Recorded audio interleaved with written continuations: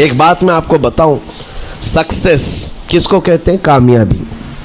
اور ہر کوئی یہ کہتا ہے کہ مجھے سکسیس کی طرف سفر کرنا ہے.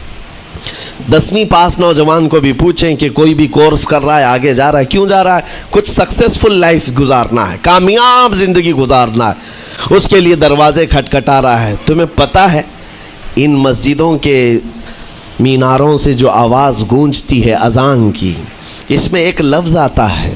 سارے لفظ تو آپ کو یاد ہوں گے. اللہ اکبر بھی کہا جاتا ہے، اشہد ان لا الہ الا اللہ بھی، اشہد ان محمد رسول اللہ بھی ہے.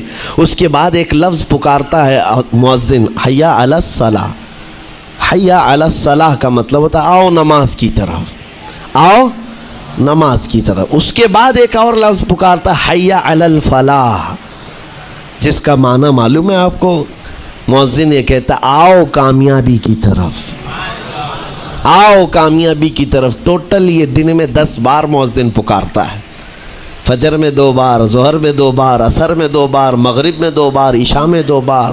کتنی مرتبہ پکارا؟ 10 بار پکارا تمہیں، آؤ کامیابی کی طرف. لیکن ایک بات یاد رکھو، یہ پکارنے والے مؤذن کی حالت مت دیکھو کہ یہ پکار رہا ہے، بلکہ یہ رحمان کی صدا ہے، یہ اللہ کی صدا ہے جو تمہیں بلا رہا ہے. یہ تو اپنی آواز اور اپنے الفاظ سے ترجمانی کر رہا ہے اور تمہیں اللہ کی صدا تمہارے تک منتقل کر رہا ہے. لیکن حقیقت میں بلانے والا کون ہے؟ اللہ ہے. مسجدوں میں بلانے والا کون ہے؟ اللہ ہے. اللہ کی صدا پر آپ آ رہے ہو.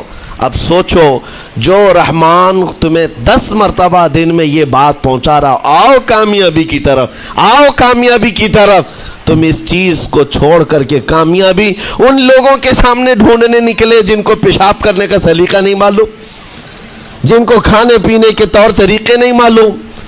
ان لوگوں کے پاس ہمارے بچے اگر کامیابی ڈھونڈیں گے تو بات یہی ہے، ٹوپی کو سر پر پہنو تو اچھا لگے گا، لیکن دوسری جگہ پہننے لگے تو بیوقوف کہیں گے، ظلم کر رہے ہو ٹوپی کے ساتھ.